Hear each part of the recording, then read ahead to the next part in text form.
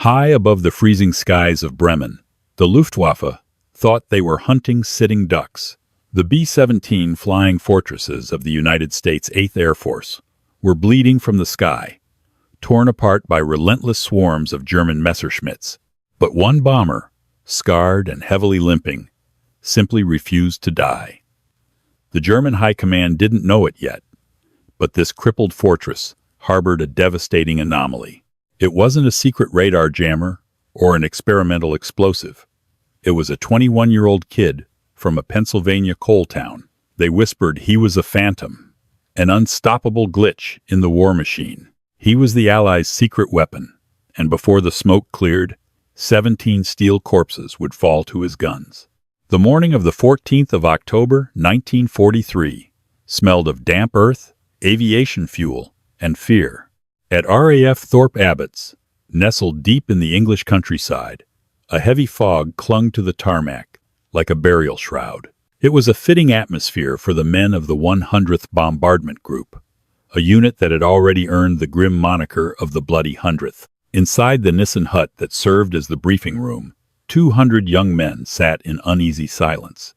The air was thick with cigarette smoke and the sharp, coppery scent of nervous sweat. At the front of the room, Major Richard Bowman pulled back a heavy canvas drape to reveal the massive map of Europe.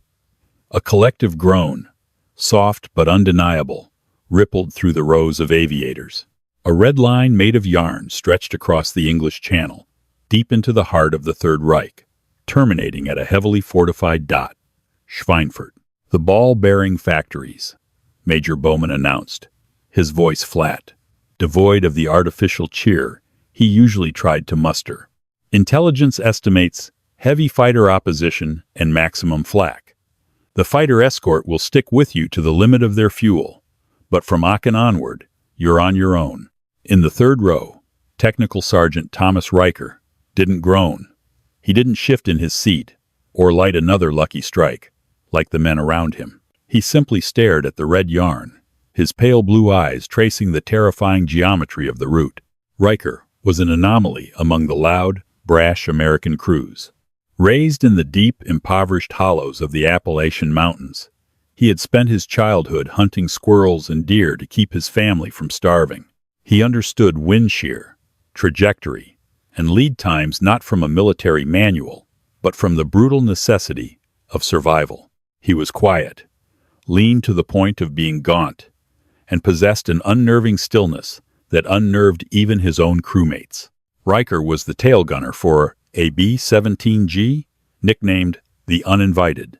It was widely considered the most dangerous position on the aircraft. A cramped, freezing plexiglass bubble at the very rear of the fuselage, completely isolated from the rest of the crew. "All right, boys, you know the drill," Captain Arthur Pendleton, the pilot of the Uninvited, said as they walked out onto the tarmac. Pendleton was 24, a former accounting student from Chicago who now carried the weight of 9 lives on his shoulders. He clapped Riker on the shoulder. "Keep our 6 clear today, Tommy. I have a feeling the Krauts are going to be out in force." "I'll watch the back door, Captain," Riker replied softly, his voice barely rising above the deafening roar of the Wright Cyclone engines firing up across the airfield. Boarding the Uninvited was a chaotic ritual. Staff Sergeant William Cobb, the bombardier, was cursing as he tried to secure the top-secret Norden bomb site. First Lieutenant David Gable, the co-pilot, was rapidly flipping through pre-flight checklists.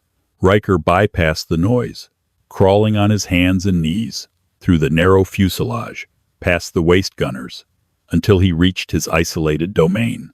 He strapped himself into the tiny bicycle seat. Around him were his 2 closest companions, a pair of Browning M2, 50 caliber machine guns. Riker meticulously checked the ammunition belts, sliding the heavy brass cartridges through his bare fingers. Most gunners treated the twin 50s like fire hoses, spraying lead into the sky in blind panic the moment a German fighter appeared. Riker treated them like sniper rifles. At 0715 hours, the Uninvited shuddered down the runway, its massive wings protesting under the immense weight of high-explosive bombs. and thousands of gallons of high-octane aviation fuel. Slowly, agonizingly, the bomber lifted into the gray English sky. The climb to altitude was a physical torture. As they ascended past 20,000 feet, the temperature inside the unpressurized cabin plummeted to 40 degrees below zero. Riker plugged in his fleece-lined heated suit, praying the rudimentary wires wouldn't short out a common failure that often resulted in severe frostbite, leading to amputations. He slipped on his heavy oxygen mask. The rubber immediately froze to his face. For the first 2 hours, the mission was eerily peaceful. They formed up over the channel, joining a massive armada of over 200 B-17's, creating a miles-long combat box designed to provide overlapping fields of defensive machine gun fire. High above them, the sleek silhouettes of P-47 Thunderbolt escorts wove through the contrails. But as they crossed the German border, the radio cracked to life. Escort leader to Big B, the static-filled voice of the fighter commander echoed in their headsets. "We are bingo fuel. Have to turn back. Good luck, boys. Give 'em hell." Riker watched the friendly fighters bank sharply away, shrinking into dots against the blue canvas of the sky. The bombers were now completely exposed. The heavy, thumping vibrations of the B-17 suddenly felt incredibly fragile. "All right, crew, keep your eyes peeled," Captain Pendleton ordered over the intercom, his voice tight. "Bandits at 12 o'clock high." Riker didn't look forward. He knew the German tacticians. They would attack the front, force the bombers to break formation, and then the real killers would sweep in from the rear to pick off the stragglers. He adjusted his grip on the spade grips of his machine guns, his thumb resting gently on the firing trigger. He took a slow, measured breath of pure, freezing oxygen. The waiting was always the worst part. But Tommy Riker was a hunter, and he knew how to wait in the cold. The ambush began not with a roar, but with a terrifying visual display. Black puffs of flak began to blossom around the bomber stream, shaking the uninvited violently. The anti-aircraft fire was so thick it looked like you could get out and walk on it. Then, diving through the chaotic clouds of exploding flak, came the Luftwaffe. They were Focke-Wulf 190s, their noses painted a stark, aggressive yellow, the elite Abbeville boys. They slashed through the bomber formation in head-on passes, a tactic designed to exploit the B-17's forward vulnerabilities and terrify the pilots. The sky instantly erupted into a deafening crossfire of red tracer rounds. "Fighters coming in." 3 o'clock. Cobb screamed from the nose, his voice cracking with pure terror. "Waist gunners, track 'em. Don't just spray." Pendleton barked, wrestling with the heavy yoke as a nearby B-17 erupted into a massive ball of orange flame, its wing folding cleanly in half before plunging toward the earth. In the tail, Riker remained dead silent. His world was reduced to the framed crosshairs of his gun sight. He ignored the chaotic chatter on the intercom. He ignored the bone-rattling explosions of the flak. He was watching the debris field of the falling bomber behind them, waiting for the predators that inevitably followed the wounded. Suddenly, a pair of Messerschmitt Bf 109s pulled up from a steep dive, perfectly positioning themselves at 6 o'clock, low, dead, astern, and slightly below the uninvited. It was a classic blind spot for the top turret and waist gunners. They were coming in fast, their wings flashing, as they prepared to unleash a devastating volley of 20mm cannon fire directly into the tail section. The standard protocol for a tail gunner under direct assault was to open fire immediately, filling the air with lead to force the fighters to break off. Riker didn't fire. He tracked the lead Messerschmitt, his mind running cold calculations. He factored in the airspeed of the bomber, the closure rate of the fighter, and the drop of his heavy 50 caliber rounds.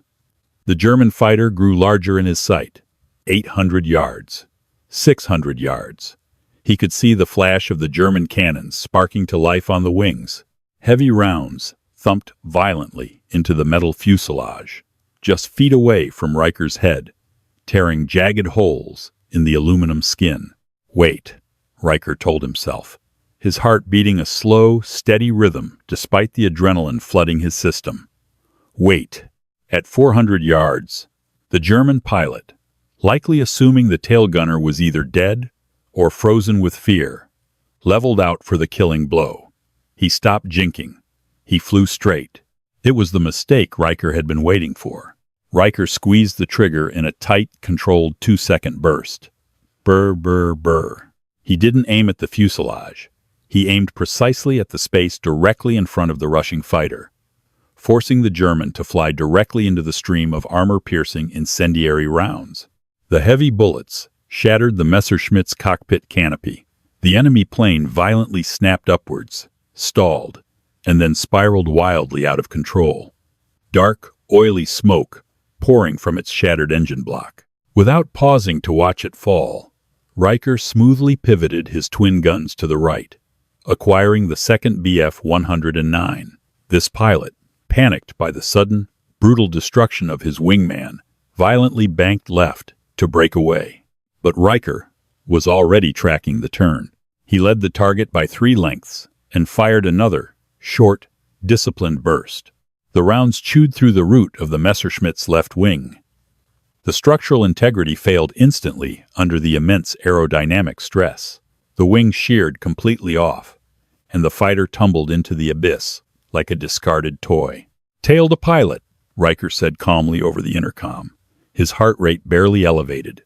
"2 bandits down, 6 o'clock. There was a moment of stunned silence on the radio. "Did you say 2, Tommy?" Gable, the co-pilot, asked in disbelief. Most gunners went an entire 25-mission tour without a confirmed kill. Getting 2 in less than 10 seconds was unheard of. "Affirmative, Lieutenant. Clear the channel. More company is coming," Riker replied softly. He was right. The sheer violence and speed of Riker's defense had not gone unnoticed by the surrounding Luftwaffe squadrons. The German commanders in the air quickly identified the uninvited, not as a victim, but as a severe threat. Orders were barked in rapid German over their headsets. The swarms shifted their focus. Over the next 20 minutes, the skies over Germany descended into absolute madness. The uninvited was singled out. Wave after wave of fighters attempted to exploit the rear of the bomber, assuming the previous kills were lucky shots. They were catastrophically wrong. Riker's bubble became an altar of precision violence.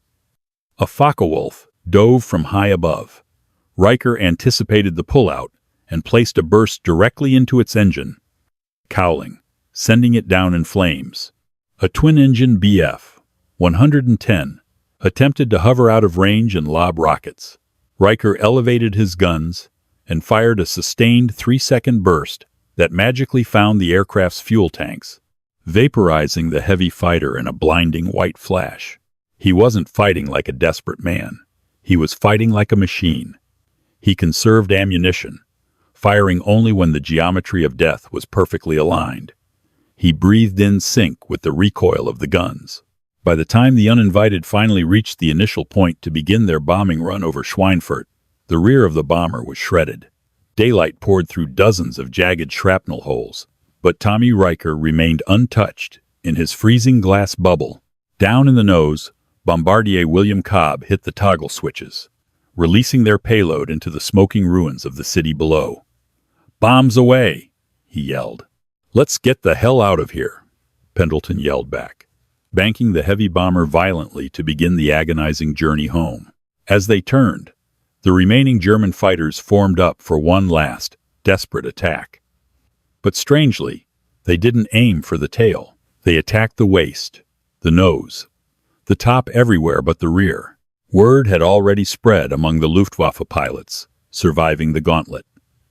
The German radio chatter was frantic, terrified. They didn't know the name of the man in the tail of the scarred bomber with the letter U painted on its tail fin, but they had given him a title. They called him Der Scharfschütze, the sniper. When the uninvited finally touched down at Thorpe Abbotts, bleeding hydraulic fluid and missing half its rudder, the ground crews stared in awe. The plane was a flying sieve. But when the intelligence officers reviewed the gun camera footage and cross-referenced the chaotic reports from the rest of the surviving bombers, they made a shocking discovery. In a single mission, Technical Sergeant Thomas Riker had confirmed kills on 6 German fighters. It was a statistical impossibility. It defied the physics of aerial combat. But the charred film didn't lie. As Riker quietly climbed out of the fuselage, his face smudged with cordite and his hands shaking slightly from the cold, he didn't realize that he was no longer just a gunner. The legend of the Allies' secret weapon had just been born, and the Luftwaffe was about to make it their sole mission to wipe him from the sky. The debriefing room at Thorpe Abbott's was usually a chaotic theater of exaggerated claims, adrenaline-fueled shouting, and the heavy silence of crews realizing who hadn't returned. But on the evening of October 14th, the room was eerily quiet. At the front, Colonel Neil Chick Harding, the gruff, hard-drinking commander of the 100th Bomb Group, stood alongside Major John Bucky Egan. Both men were staring at the flickering projection of 16mm gun camera footage. On the screen, in grainy black and white silence, the impossible happened again and again. A Messerschmitt exploded. A Focke-Wulf lost its wing. A twin-engine fighter dissolved into a cloud of debris. There was no wild spraying, no panic tracers arcing aimlessly into the void. Just short, surgical bursts of violence that ended lives with terrifying efficiency. 6, Colonel Harding muttered, dragging a hand down his exhausted face. He turned to the young tail gunner, standing rigidly at attention in the corner. Sergeant Riker, the brass at 8th Air Force Headquarters are going to think we doctored this film. Hell, I think we doctored this film. Tail gunners don't make deflection shots like that. It violates the laws of physics. They fly in straight lines when they think you're scared, sir, Riker replied softly, his voice devoid of boasting. I just wait for the line to straighten out. Egan chewed on his unlit cigar, studying the Appalachian boy. Well, Tommy, you just became a hero. But you also just painted a massive bullseye on the tail of the uninvited. Allied intelligence intercepted Luftwaffe radio traffic an hour ago. They aren't calling you a lucky kid. They're calling you der Scharfschütze, the sniper, and they're pissed. Within days, the psychological toll of Riker's lethal efficiency began to weigh heavily on the rest of the crew. William Joyce, the infamous Nazi propagandist known as Lord Haw Haw, broadcasted directly to the 100th Bomb Group over the wireless radio. His sneering, aristocratic voice echoed through the Nissen huts. To the crew of the bomber, marked with a U and the butcher in the tail. The Luftwaffe knows who you are. The skies over the Reich will be your graveyard. We are sending our very best to welcome you. Captain Arthur Pendleton tried to keep morale up, but the fear was a living thing inside the uninvited. They knew they were no longer just a random target in a massive bomber stream. They were bait. Their dread materialized on the 26th of November, 1943. The target was the heavily fortified port city of Bremen. The 8th Air Force was sending over 300 heavy bombers to smash the U-boat pens. The morning briefing was grim. The weather was foul. The flak over Bremen was notoriously deadly. And the fighter escort would again have to turn back, long before the target. As the crew prepped the aircraft, First Lieutenant David Gable, the co-pilot, pulled Riker aside beneath the immense shadow of the horizontal stabilizer. "Tommy," Gable said, his voice tight, "the waist gunners are spooked." Cobb threw up his breakfast twice. "They think we're not coming back today." "We'll come back, Lieutenant," Riker said, methodically wiping down the barrels of his twin .50 calibers with a solvent-soaked rag. "Listen to me," Gable pressed, grabbing Riker's shoulder. "If they swarm us, if they concentrate on the tail, don't be a hero. You keep us alive, but you keep yourself alive too. Understand?" Riker looked at Gable's hand on his shoulder, then met the co-pilot's eyes. "I only shoot what's in front of me, sir. I can't help if they line up." The climb over the North Sea was a grueling, freezing ascent into a hostile stratosphere. The temperature dropped to a bone-chilling -45 degrees. Frost formed instantly on the inside of the plexiglass. Riker sat in his cramped bicycle seat, breathing the dry, metallic oxygen from his mask, his eyes scanning the endless expanse of blue and white.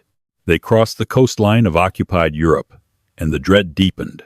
But for the first hour over enemy territory, the skies were empty. No flak, no yellow-nosed fighters. The silence was worse than the combat. It felt like a trap springing shut in slow motion. Navigator to crew, came the crackling voice of Second Lieutenant Henry Doc Miller. We are 30 minutes from the initial point. Still, no sign of the welcoming committee. Stay sharp, Pendleton ordered. They're out there. They were. Waiting high above in the blinding glare of the sun was a specialized hunting pack.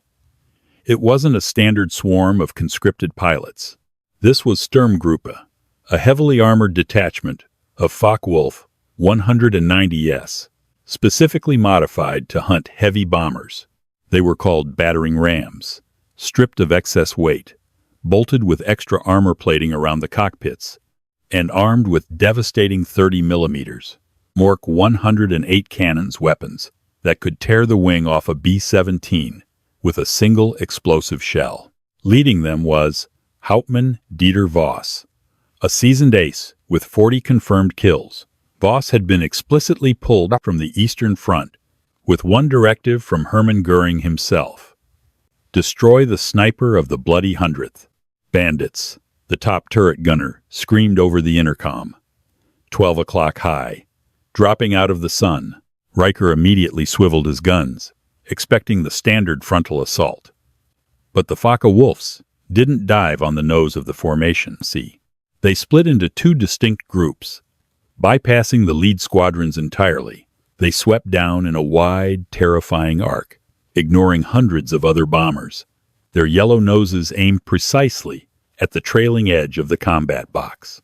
They were coming straight for the uninvited. "They're ignoring the low squadron! They're passing the leads!"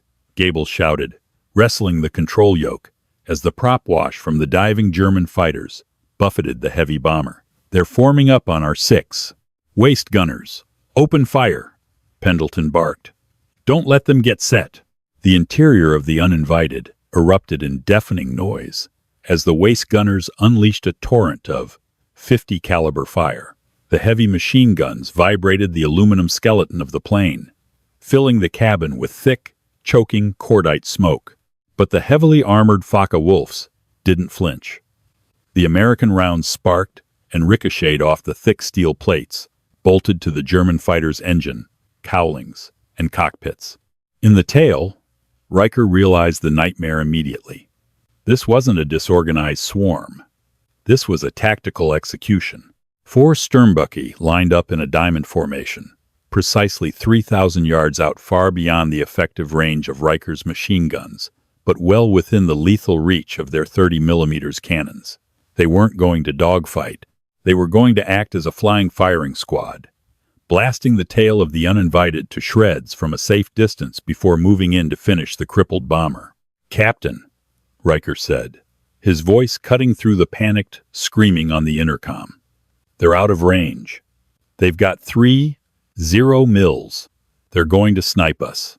Before Pendleton could reply, the lead German fighter Hauptmann Voss opened fire. It wasn't a stream of tracers. It was a rhythmic, terrifying thump, thump, thump. 3 massive, explosive shells covered the distance in a heartbeat. The first shell detonated against the left horizontal stabilizer, tearing a hole the size of a kitchen table in the metal. The bomber violently yawed to the right, throwing the crew against their restraints. "Number 3, engine is hit," Gable yelled. "We're losing manifold pressure. Feather it!" "Feather it!"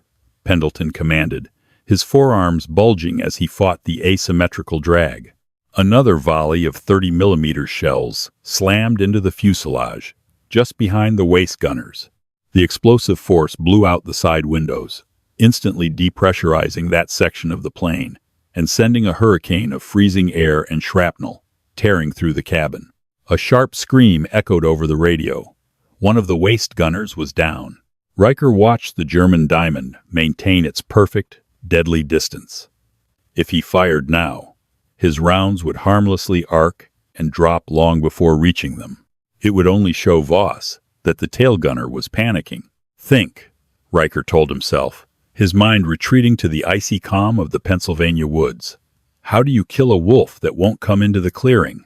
You give it bait. Captain, Riker transmitted, I need you to drop us out of formation. Are you out of your mind, Tommy? Pendleton yelled. If we leave the combat box, we lose all covering fire. We're dead meat. We're dead meat in 5 seconds anyway, Riker replied, his voice chillingly flat. They won't come into my range while we have overlapping fire from the other forts. Drop us down. Make us look crippled. Make them think they won. There was an agonizing 3-second pause. Another explosive shell ripped through the vertical stabilizer, just inches above Riker's head, shattering the top pane of his plexiglass bubble. The blast of negative 40-degree air hit him like a physical blow, instantly forming ice on his eyelashes. Hold on back there, Pendleton growled. The uninvited suddenly nosed down, dropping out of the protective umbrella of the bomber stream. Smoke trailed aggressively from the feathered No. 3 engine. To the Germans, it looked exactly like a mortally wounded heavy bomber entering its final death spiral. Voss took the bait. Seeing their primary target falling away, the 4 Focke-Wulf, they wanted the close-in kill. They wanted to see the bomber burn. Riker watched them close the distance. 2,000 yards. 1,000. 500 yards. 1,000 yards. They were moving incredibly fast, riding the momentum of their dive. Wait, Riker whispered into his frozen mask.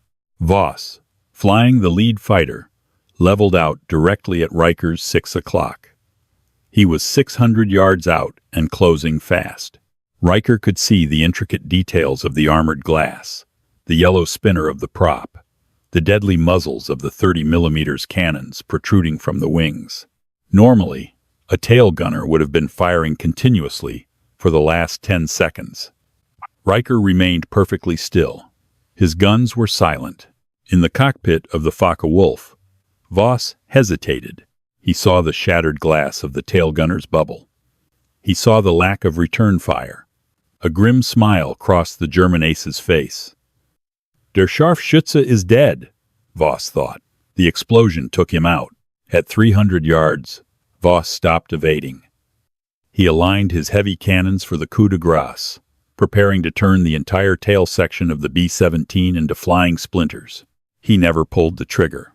At exactly 250 yards point-blank range for a heavy machine gun, Riker squeezed the spade grips. He didn't fire a burst. He held the triggers down in a relentless, continuous scream of heavy brass. He didn't aim at the engine or the wings. He aimed precisely at the center of Voss's armored windshield. The armored glass on the Sternbucke was designed to deflect glancing blows and stop standard shrapnel. It was not designed to withstand a concentrated, sustained impact of dozens of 50-caliber armor-piercing incendiary rounds, striking the exact same 4-inch diameter space within 2 seconds. The kinetic energy was catastrophic. Riker's rounds hammered the armored glass until it crazed, then buckled, and then violently shattered inward. The heavy rounds tore through the cockpit. Voss was killed instantly. The Focke-Wulf didn't explode. It simply went entirely limp, its aerodynamics destroyed by the dead weight at the controls. It plunged violently beneath the belly of the uninvited, missing the bomber by mere feet. The remaining 3 German pilots, expecting a glorious execution, watched in absolute horror as their invincible commander was instantly vaporized by a gunner they thought was dead. Panic, pure and visceral, shattered their discipline. The deadly tactical unit broke apart instantly, the pilots throwing their heavy fighters into wild, desperate dives to escape the firing arc of the ghost in the tail. Voss is down. The tail gunner is alive. Frantic German voices screamed over the intercepted radio frequencies. Pull away! Pull away! Riker released the triggers. His barrels were smoking white-hot in the freezing air. He tracked the fleeing fighters, but they were already out of range, diving back toward the safety of the German homeland. They had abandoned the hunt. The uninvited was flying alone, crippled, bleeding smoke, and miles beneath the safety of the formation. The silence inside the shattered fuselage was deafening. "Tommy," Pendleton's voice cracked over the intercom, heavy with exhaustion and disbelief. "You still back there?" Riker reached up with a heavy, gloved hand and wiped a layer of frost and frozen blood his own from a shallow shrapnel cut on his cheek from his oxygen mask. "Still here, Captain," Riker said. "Clear the skies. Let's go home." The winter of 1943 bled into 1944 with a brutal, freezing indifference. At RAF Thorpe Abbotts, the mud froze into jagged ruts that snapped the axles of jeeps, and the fog rolling in off the North Sea seemed to seep directly into the bones of the aviators. For the 100th Bomb Group, survival had become a grim game of statistics, and the numbers were heavily weighted in favor of the Third Reich. But inside the damp, drafty barracks of the enlisted men, a quiet reverence had replaced the standard pre-mission terror whenever Technical Sergeant Thomas Riker was in the room. The return from Bremen had cemented his myth. Chief Mechanic Master Sergeant Pappy Henderson, a grizzled veteran of the First World War who treated the B-17's better than human beings, had stood under the shattered tail of the uninvited for a full hour after they landed, chewing on an unlit pipe and staring at the jagged hole where Hauptmann Voss had nearly ended them. They brought back the armor plating from that Focke-Wulf they dug out of a potato field near the coast, Henderson had muttered to Riker later that night, handing the young gunner a mug of illicitly brewed potato vodka, 3 inches of Krupp steel. "Your 50s chewed through it like it was wet cardboard. The intelligence boys are calling it a ballistic anomaly. I call it you being the coldest son of a bitch to ever strap into a bicycle seat." Riker hadn't smiled. He had just nodded, taken a sip of the burning liquid, and gone back to cleaning his sidearm.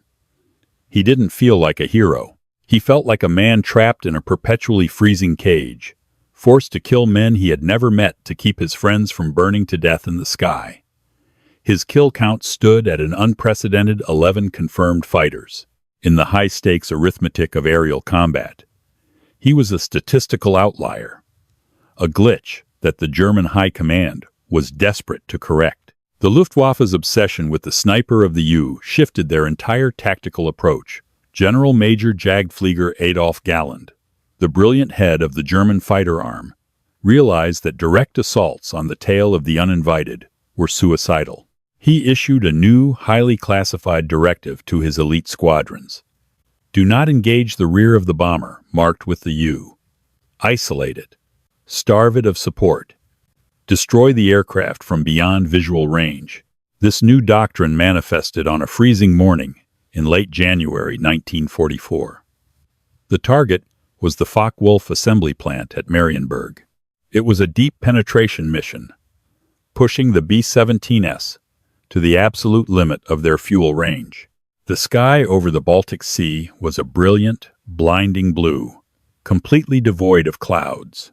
As they crossed over the coastline, the radio cracked to life. "Fighters, 12 o'clock. High," co-pilot David Gable reported, his voice tight.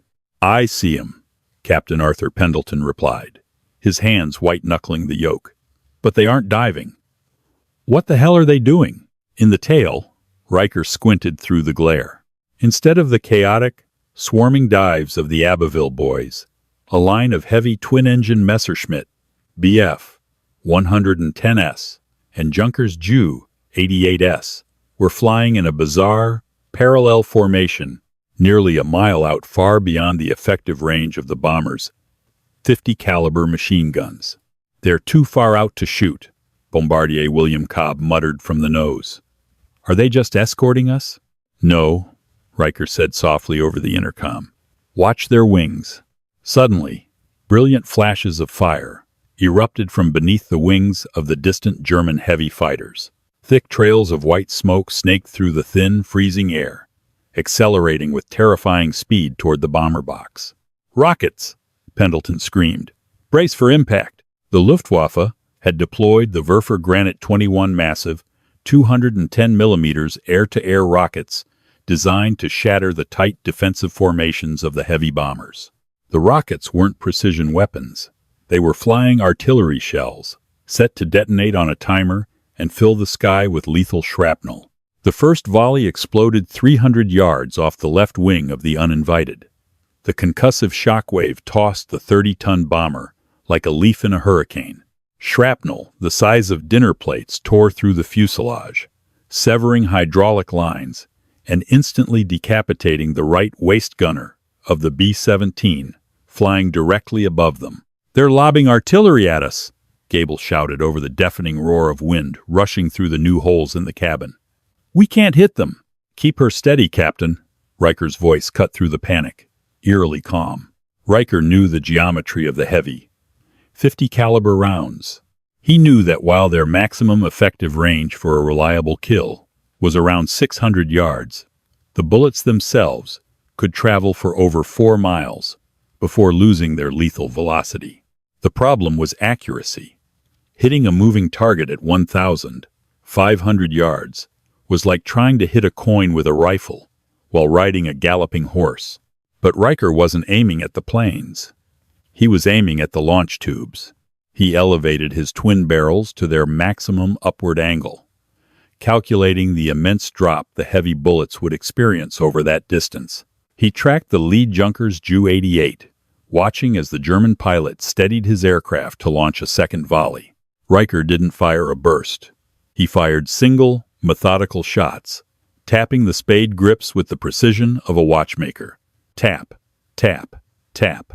He walked the invisible, arcing stream of heavy lead across the sky. In the cockpit of the Ju-88, the German pilot was a second away from pulling his rocket release lever when a random, seemingly impossible strike occurred. A single, armor-piercing, 50 caliber round, descending at a steep angle after traveling nearly a mile through the stratosphere, punched through the thin sheet metal of the rocket tube, bolted under his right wing. It struck the volatile propellant of the WGR Shugwet rocket. The explosion was catastrophic. The entire right wing of the Junkers vaporized in a blinding white flash. The massive aircraft violently flipped onto its back and plummeted toward the sea, a blazing comet of twisted metal. The remaining German heavy fighters, stunned by the sudden, inexplicable destruction of their leader from an impossible distance, immediately broke off their attack runs, diving away in disorganized panic. "Good God, Tommy," Doc Miller, the navigator, breathed over the intercom. "Did you just snipe a rocket?" "Just lucky, Doc," Riker replied, lowering his guns. But as he watched the smoke clear, a cold realization settled in his gut. The Germans were adapting. They were learning, and they were going to keep coming with deadlier, more devious tactics until the Uninvited was a burning crater in the German soil. February 1944 ushered in Operation Argument, a campaign of maximum effort bombing strikes that history would later record simply as Big Week. The goal was brutal and straightforward. Draw the Luftwaffe into a massive war of attrition and break the back of the German fighter force before the planned invasion of Europe. For the bomber crews, it meant flying 6, sometimes 7 days a week, deep into the most heavily defended airspace on the planet. By the 5th day of Big Week, the crew of the Uninvited was running on benzodrine, black coffee, and pure, unadulterated adrenaline. Their eyes were sunken, their uniforms reeked of stale sweat and dried blood, and their nerves were frayed to the breaking point. The target for February 24th was the massive aircraft production complex at Schweinfurt, a return to the nightmare that had birthed Riker's legend. The sky over Germany was a chaotic, three-dimensional meat grinder. The contrails of hundreds of heavy bombers and thousands of fighters wove a terrifying tapestry of white lines, punctuated by the dirty black blooms of flak and the sudden, brilliant orange blossoms of dying aircraft. The Uninvited was flying in the Purple Heart corner, the lowest, trailing edge of the lowest squadron, the most exposed and dangerous position in the entire combat box. They had already fought off 2 waves of Bf-109s, and the bomber was bleeding. Number 2 engine was dead, its propeller feathered. The top turret dome was shattered, its gunner nursing a shrapnel wound to the shoulder. As they crossed over the Rhine River, a brief, uneasy lull fell over the formation. The German fighters had withdrawn to refuel and rearm. "Keep your eyes peeled," Captain Pendleton ordered, his voice hoarse from shouting over the engine noise. "They're just taking a breather. We still have 100 miles to the target." Riker slowly rotated his turret, scanning the horizon. That was when he saw it, sliding smoothly into the empty slot in the formation next to them, a slot previously occupied by a B-17 that had gone down over Belgium. Was another flying fortress. It was an older F model, painted in the standard olive drab of the 8th Air Force, complete with the white star insignia on the fuselage and the large block letter A on the tail fin. Pilot to crew, "Looks like we picked up a stray from the 91st Bomb Group," Gable said, relief evident in his voice. "Nice of them to fill the gap. Gives us a little more overlapping fire." Riker stared intently at the new arrival. Something felt profoundly wrong. It was a primal, hunter's instinct, the same instinct that told him a snapped twig in the Appalachian woods wasn't caused by the wind, but by a predator. He leaned closer to his cracked plexiglass window, his blue eyes narrowing. The first anomaly was the exhaust. The engines on the American B-17's, running on 100-octane aviation fuel, produced a distinct, grayish-white contrail at altitude. The exhaust pouring from the cowlings of the stray bomber was darker, tinged with a greasy black soot, characteristic of the synthetic fuel the Germans were forced to use due to Allied oil embargoes. Riker tracked his eyes along the fuselage. The waist gunner's windows were open, and the heavy barrels of .50 caliber machine guns protruded into the slipstream. But the barrels weren't moving. In combat airspace, waist gunners constantly swept their weapons, scanning for targets. These guns were locked rigidly in place, almost as if they were bolted to the mounts. "Captain," Riker said, his voice dropping to a low, urgent whisper. "Radio that stray. Ask them for the daily authentication code." "Tommy, relax," Pendleton replied wearily. "It's an F model. You can see the stars and stripes from here. He's just trying to survive, same as us." "Captain," Riker repeated, the iron in his voice leaving no room for argument. "Radio them." "Now," Pendleton sighed, but switched his radio to the inter-squadron frequency. "Unknown fortress. Off our right wing. This is the uninvited. Squawk the authentication code. Over." Static hissed in their headsets. There was no reply. "Maybe their radio is shot out," Gable suggested. Riker watched the stray bomber. It was flying too smoothly. A battle-damaged B-17 struggling to keep up with the formation, invariably wallowed and fought the slipstream. This pilot was flying with the crisp, precise movements of a seasoned fighter ace, not an exhausted bomber pilot dragging a wounded plane. Then, the final, terrifying detail clicked into place. The German High Command operated a highly classified, top-secret unit known as Kampfgeschwader 200 KG 200. Their specialty was repairing captured Allied bombers, manning them with English-speaking Luftwaffe crews, and infiltrating American bomber streams. These Judas planes would fly alongside the unsuspecting Americans, relaying exact altitude, airspeed, and heading coordinates to the waiting German fighter packs before suddenly turning their guns on the planes flying inches away from them. "Captain, break formation. Break right, now." Riker roared into the intercom, stripping the covers off his triggers. "Tommy, what the hell are you?" Before Pendleton could finish, the bomb bay doors of the American B-17 suddenly snapped open. They weren't dropping bombs. Mounted inside the hollow bay was a battery of forward-firing 20mm cannons, aimed directly at the fuselage of the B-17 flying in front of them. At the same time, the fake, 50 caliber machine guns in the waist windows were pulled inside, replaced instantly by the lethal, rapid-fire muzzles of German MG 131 heavy machine guns. It was a perfectly executed Trojan horse. "It's a Kraut!" Riker screamed, gripping his spade grips. He didn't wait for the imposter to open fire. Riker depressed the triggers. The heavy recoil of his twin, 50S, shook his tiny compartment. He poured a solid, 2-second burst of armor-piercing incendiary rounds directly into the cockpit of the Judas plane. The element of surprise belonged entirely to Riker.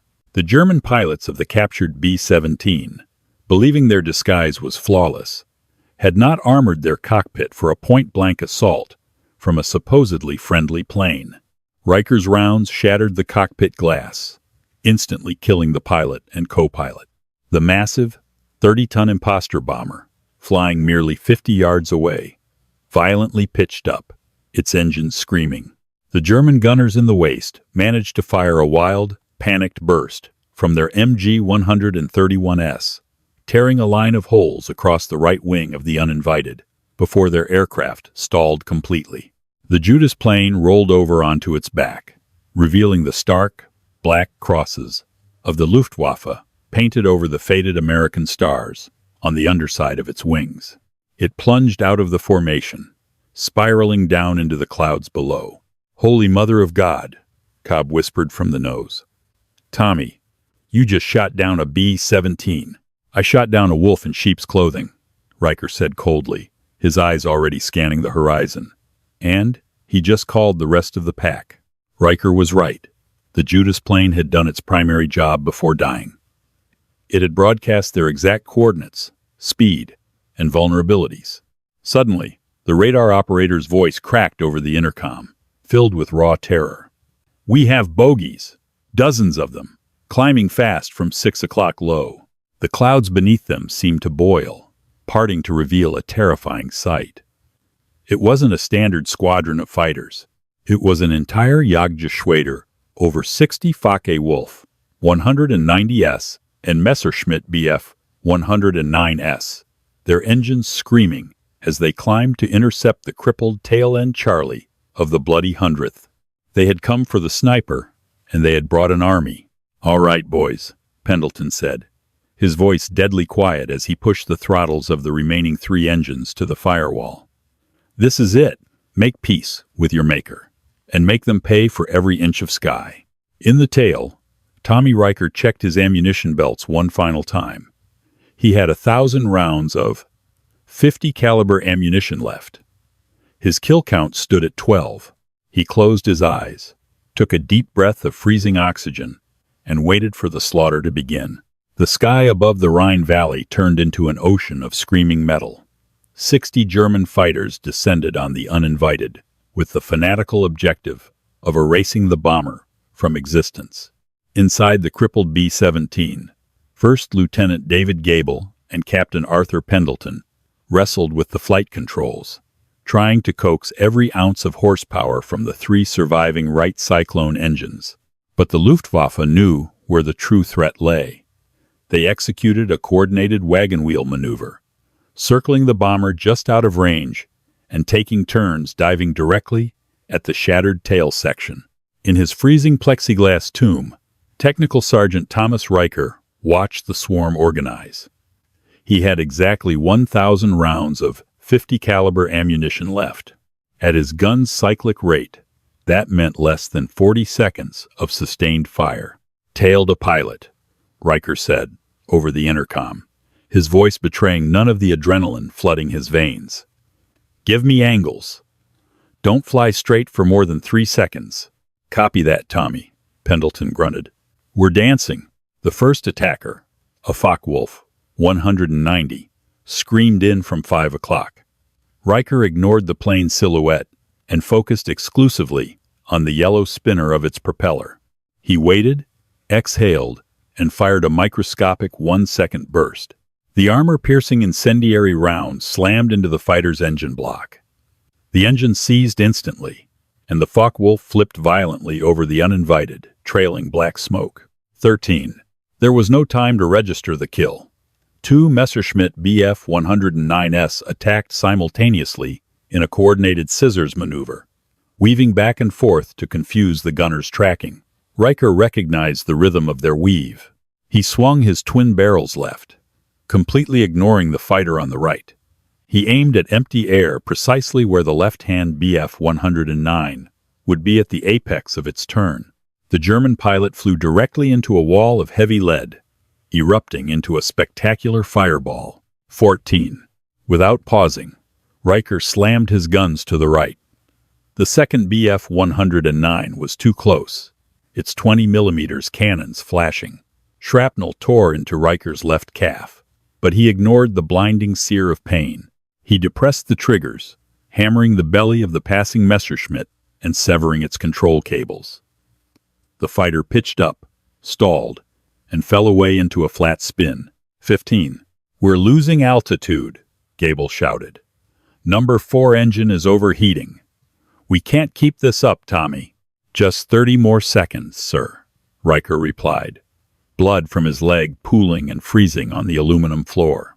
The German swarm, witnessing 3 comrades obliterated by a staggering bomber, abandoned their discipline for rage. A lone Focke-Wulf, 190, pulled high above the uninvited. Recognizing that the tail gunner was tracking trajectories faster than a human should, the pilot decided to use gravity. He released a 250 kilograms time-fused bomb, intending to drop it directly onto the B-17's tail. Riker looked up through his shattered roof, watching the iron cylinder fall. He didn't panic. He elevated his guns to maximum vertical and squeezed the grips. The 50 caliber rounds struck the bomb's casing merely 50 feet above the tail. The concussive wave was apocalyptic. The uninvited was slammed downward, tearing away the right horizontal stabilizer. The 5-190 was caught in its own blast radius, its right wing shearing off as it tumbled into the abyss. 16. Riker checked his counters. Less than 50 rounds remained. The bomber vibrated terribly, shedding parts into the slipstream. Then, from the center of the swarm, the pack leader emerged. It was a stripped-down Bf-109G, its nose painted a terrifying blood red. The unnamed fanatic had decided that if his guns couldn't kill the sniper, his airplane would. The red nose came in dead level, directly astern, at maximum throttle. He was going to ram. "Captain Kamikaze," Riker yelled. "I can't turn her, Tommy," Pendleton roared back. "We've lost rudder control." The red nose closed with terrifying speed. 600 yards. 400 yards. Riker held his fire. He couldn't afford a glancing blow. He needed a catastrophic kill with only 50 bullets. At 150 yards, Riker squeezed the triggers for the final time. His last rounds poured out in a solid stream, striking the heavy, spinning steel hub of the Messerschmitt's propeller. The armor-piercing rounds shattered the central mounting bracket. The massive torque of the German engine, untethered from its propeller, tore the aircraft apart. The engine ripped free, smashing backward into the cockpit. The red nose exploded at 50 yards. 17. But momentum is cruel. The flaming meteor of twisted steel careened forward, smashing directly into the tail of the uninvited. The engine block bent Riker's heavy steel barrels backward, pinning him against his armor plate. The entire tail section buckled. Riker felt a rib snap, felt the searing heat, and then the world faded into cold, silent black. Believing the sniper was finally neutralized, the remaining German fighters broke off. They had spent an hour hunting one bomber, lost 5 aircraft, and their leader was dead. They turned back toward Germany, but the uninvited refused to die. Hours later, spewing smoke, Captain Arthur Pendleton slammed the belly of the bomber onto the dirt airstrip at RAF Manston. When crash crews pried open the mangled tail section, they expected to find a corpse. Instead, they found Technical Sergeant Thomas Riker. He was pinned under his own twisted guns, bleeding heavily and unconscious. But his chest stubbornly rose and fell.